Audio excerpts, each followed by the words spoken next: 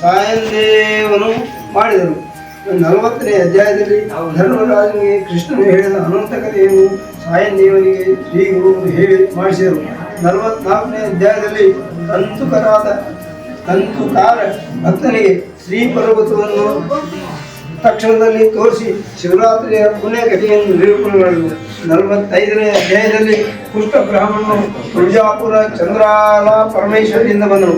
ಅವನಿಗೆ ಸಂಗಮ ಸ್ನಾನ ಮಾಡಿಸಿ ಪುಷ್ಟ ನಿವಾರಣೆ ಮಾಡಿಬಿಟ್ಟು. 46ನೇ ಅಧ್ಯಾಯದಲ್ಲಿ ಇಬ್ಬರಿಗೆ ನರಸಿಂಹ ಸರಸ್ವತಿ ಭೇಟಿಯಾಗಿ ಆತನನ್ನು ಶಿಷ್ಯನಾಗಿ ಸ್ವೀಕರಿಸಿದರು.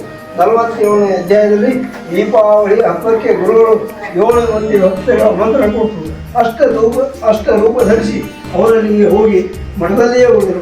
48ನೇ ಅಧ್ಯಾಯದಲ್ಲಿ ಶೂದ್ರನ ಹೊಲದಲ್ಲಿ ಜೋಳವನ್ನು ಕೊಯ್ಸಿ ಶತಪಟ್ಟು ಬೇಯಿಸಿ ಆನಂದವನ್ನು ಉಂಟು ಮಾಡಿದರು.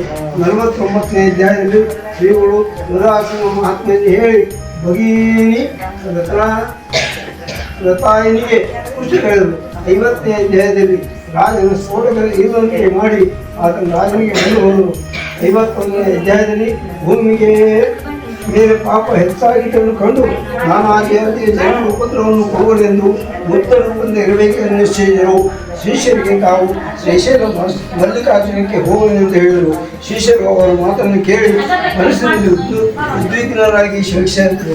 ಅದನ್ನು ನೋಡಿ ಗುರುಮೂರ್ತಿ ವರದ ಹಸ್ತದಿಂದ ಒಂದು ಸಮಾಧಾನ ಹೇಳಿದರು. ನನ್ನ ಭಜನೆಯಲ್ಲಿ ಆಸಕ್ತಿಯನ್ನು ನೀಡಿ ನಾವು ಮೊದಲೇ ಇರುವು.